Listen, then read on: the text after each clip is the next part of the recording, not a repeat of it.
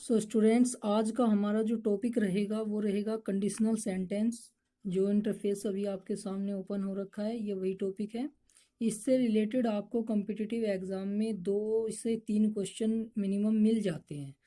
तो आपको ध्यान देना है, इसको ठीक तरीके से सीखना है। और आपको तो एक काम और करना है, 2 रजिस्टर बनाइए।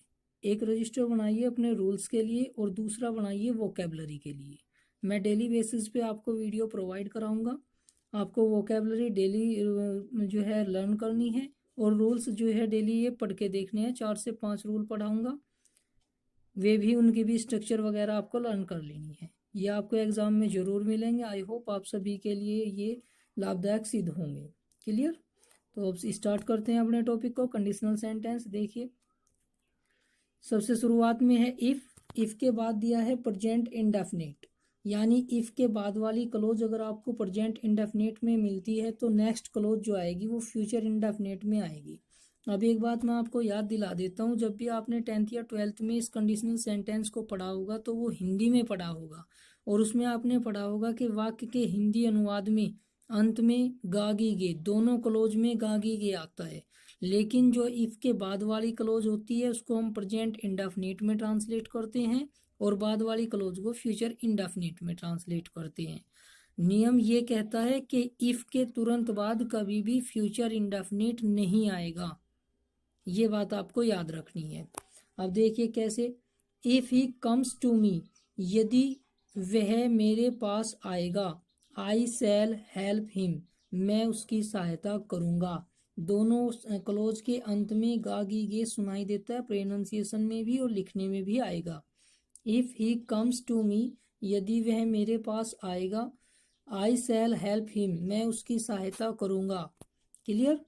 नेक्स्ट एग्जाम्पल देखिए, इफ नेहा वर्क्स हार्ड, यदि नेहा कठिन परिश्रम करेगी, सी विल गेट फर्स्ट डिवीजन, तो वह प्राप्त कर लेगी प्रथम श्रेणी। तो इस सेंटेंस में भी इफ के तुरंत बाद वाली जो क्लोज है वो प्रेजेंट इंडेफिनिट में रहेगी और बाद वाली क्लोज फ्यूचर में रहेगी। सेकंड थिंग, आपको एक चीज और ध्यान रखनी है, इस क्लोज को ये उल्टा सीधा करके लिख सकता है। वो कैसे? ये जो फ्यूचर वाली क्लोज है इसको तो पहले लिख देगा, इफ को बीच में ले आएगा और नेहा वर्क्स हार्ड ये क्लोज बाद में लिख देगा।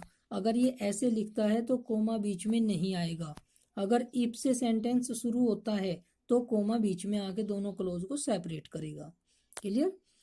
If you throw the stone in the mud, यदि तुम पत्थर को फेंकते हो किसमें? मड में, कीचड़ को कहा जाता है।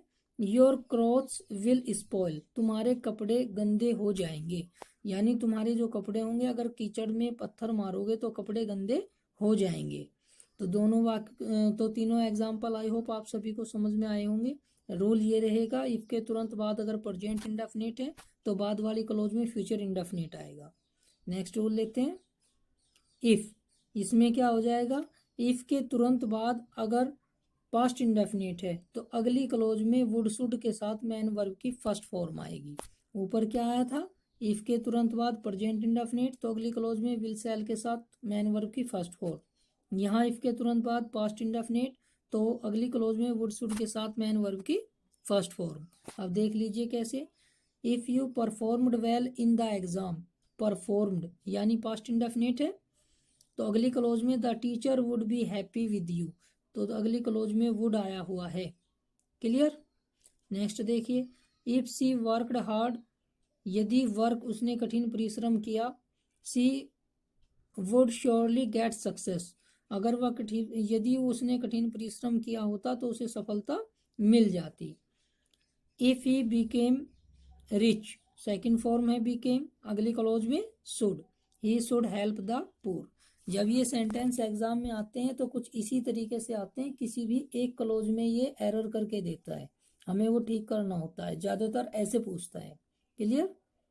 चलिए नेक्स्ट रूल देखते हैं। नेक्स्ट रूल है, इफ के बाद अगर हेड और थर्ड फॉर्म है यानी पास्ट परफेक्ट है, इफ के बाद अगर प्रेजेंट है तो अगली क्लोज में विल शैल के साथ मैन वर्ब की फर्स्ट फॉर्म, अगर पास्ट इंडेफिनिट है तो अगली क्लोज में वुड शुड के साथ मैन वर्ब की फर्स्ट फॉर्म। इफ के बाद अगर पास्ट परफेक्ट है तो अगली क्लोज में वुड हैव शुड हैव के साथ मैन वर्ब की थर्ड फॉर्म, फिर नियम ये हो जाएगा। क्लियर? देखिए कैसे, if Ram had gone to forest king Dasharath would not have dead. अब देखिए इसने क्या किया है, हैड के साथ मैन वर्ब की थर्ड फॉर्म आई हुई है, तो अगली क्लोज में वुड हैव के साथ मैन वर्ब की थर्ड फॉर्म आएगी। ऐसा नियम है हमारा। नेक्स्ट देखिए, if he had been honest he would have been respected. यदि वह ईमानदार होता तो उसका सम्मान किया जाता। क्लियर? नेक्स्ट एक एग्जांपल और देख लेते हैं, if you had gone to the principal, if you had gone to the principal you would have been.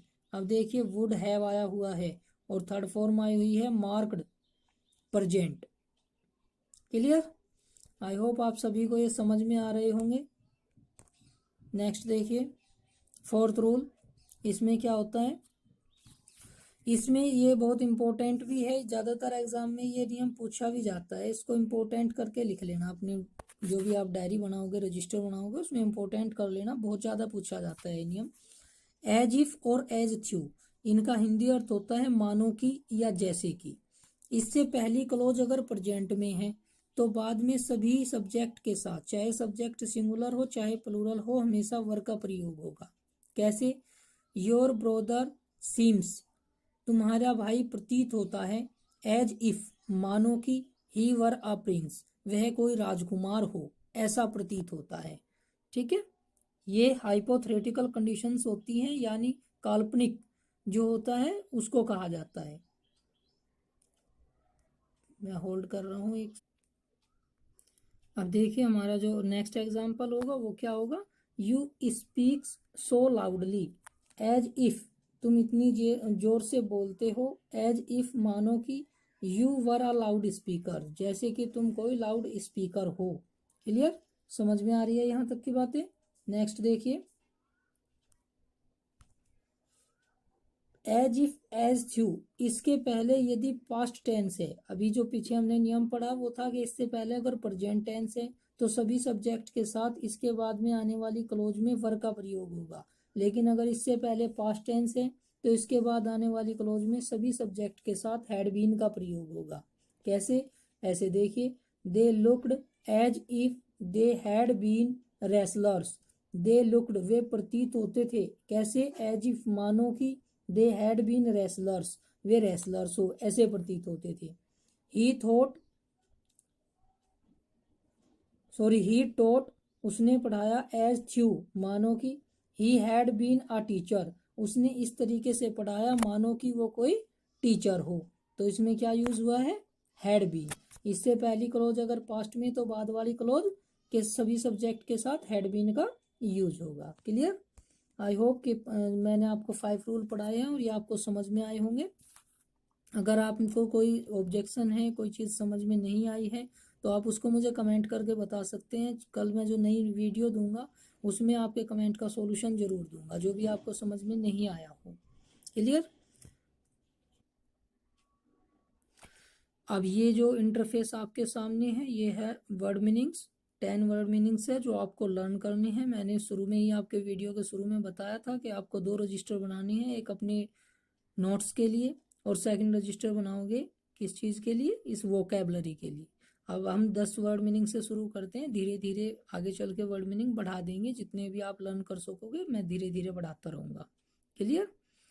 I hope कि आपको वीडियो पसंद आएगी और हो सके तो वीडियो को शेयर कीजिए, लाइक कीजिए। अगर कोई क्वेश्चन है तो उसको कमेंट कर दीजिए, मैं रिप्लाई कर दूंगा। Have a good day, best of luck.